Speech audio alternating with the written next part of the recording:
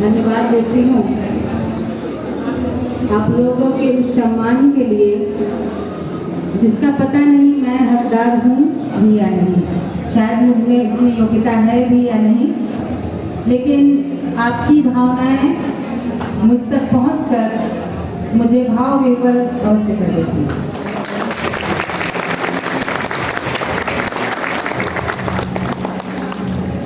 आज हम सर्वप्रथम उन महान विभूति को याद करें जिनके प्रताप से और जिनके कर्मों से, जिनके पांडित्य से और जिन्होंने बिल्कुल निचले स्तर से चलकर राष्ट्रपति पद तक को शोभित किया, भारत रत्न कहलाए और जिनके जन्म दिवस को विद्यार्थीगण बहुत ही सम्मानपूर्वक 5 सितंबर के रूप में मनाना चाहते थे, किंतु उनकी ये इच्छा थी कि आज का ये दिन ऐसा यादगार बने जो सभी दिन 5 सितंबर के रूप में मनाया जाए और शिक्षक और विद्यार्थियों के अटूट बंधन को याद करने का ये अभूतपूर्व दिन हो। जी हाँ, सर्वपल्लवी श्री राधा कृष्णन जी, जिन्होंने न सिर्फ मार्गदर्शन दिया वरन हमें ये बताया कि हमें किस रास्ते पर चलना है। आज मैं आप लोगों से कुछ बातें करना चाहती हूँ, क्योंकि ये अवसर मुझे साल में एक बार मिल आता है। कुछ पूछना चाहती हूँ, कुछ बताना चाहती हूँ।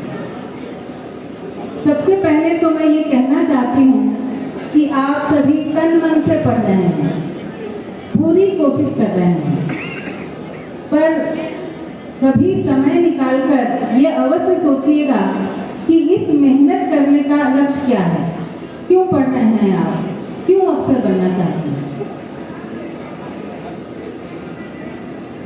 अगर आप अफसर बनना चाहते हैं और इतनी मेहनत कर रहे हैं, बहुत कुछ त्याग कर रहे हैं, तो सबसे पहले मैं आपको ये कहूँगी कि बिल्कुल साधारण सा एक सच्चा इंसान बनिए, क्योंकि एक सच्चा इंसान लाखों डॉक्टर, इंजीनियर और अफसरों से श्रेष्ठ होता है।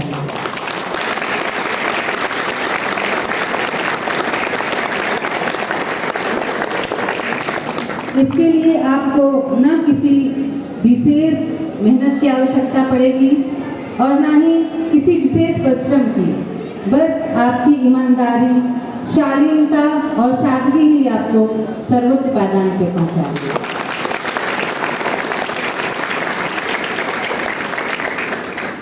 मैं कहना चाहूंगी उन महिलाओं से, उन लड़कियों से जो सिविल सेवा की तैयारी करती हैं, उनके जीवन में बहुत सारी दिक्कतें आती हैं, पारिवारिक बोझ होता है, बच्चों को संभालने उनकी जिम्मेदारी होती है और उनके ख्वाब में होता है सिविल सर्विसेज की तैयारी, और वो करती हैं।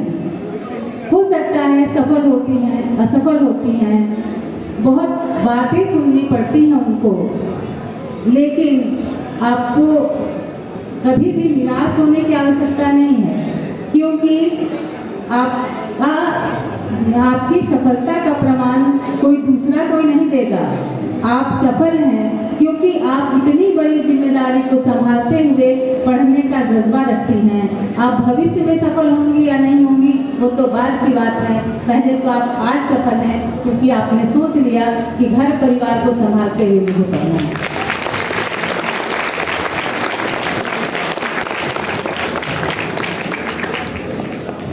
तीसरी और सबसे महत्वपूर्ण बात, मैं सारे गुरु IAS अकेडमी के सभी विद्यार्थियों को कहना चाहूँगी कि आखिर गुरु IAS अकेडमी में पढ़ने की योग्यता क्या होनी चाहिए, किन विद्यार्थियों को गुरु IAS अकेडमी में एडमिशन मिलना चाहिए और किन्हें नहीं मिलना चाहिए। आपके पढ़ने की योग्यता है आपकी ईमानदारी और मेहनत करने की क्षमता, चाहे आप गरीब ही क्यों न हो, चाहे आप पढ़ने में कमजोर ही क्यों न हो। आप नकारात्मकता से बचें और ये कभी नहीं सोचें कि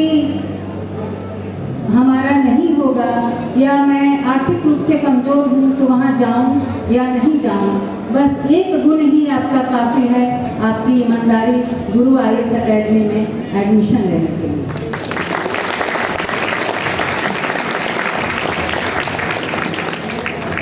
और भी बातें आज के वर्तमान परिप्रेक्ष्य में हैं कि जब भी कोई वैकेंसीज आने में लेट होता है तो अधिकांश विद्यार्थी ये कहते हैं, ये सुनने को मिलता है कि बहुत ही नकारात्मक महसूस हो रहा है, क्या होगा, कुछ नहीं हो सकता है, या तमाम तरह की बातें।